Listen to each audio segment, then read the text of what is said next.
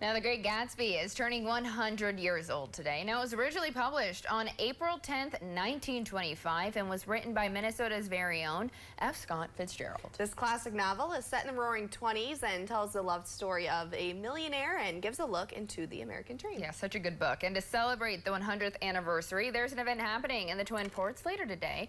So to tell us more about it is Northern News Now's Hannah Morgan, who's also kind of dressed for the event today. Good morning, Hannah. Good morning. It is The Great Gatsby's 100th birthday today, and it continues to captivate readers and influence pop culture after its debut.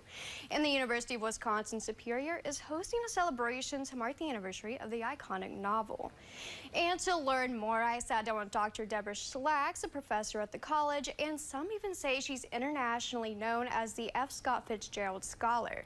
But she told me that although the book is popular now, it didn't start out that way. Professor Slack said the novel sold fewer than 20,000 copies during Fitzgerald's lifetime. And while it did receive positive reviews, people just weren't buying it. However, she said that during World War II, some novels were passed out to American soldiers.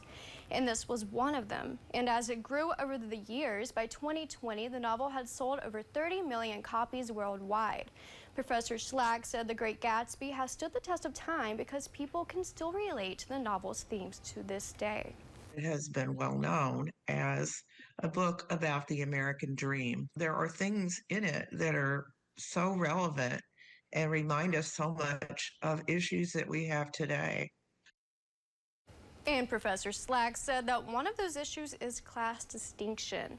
However, if you'd like to dive deeper into this novel, there is an event for you. UWS is hosting their celebration tonight at 6. Professor Slack will be joined by Professor of History, and they will give unique perspectives and lead a discussion on its ongoing relevance. And it will all take place in the Jim Dan Hill Library on the first floor.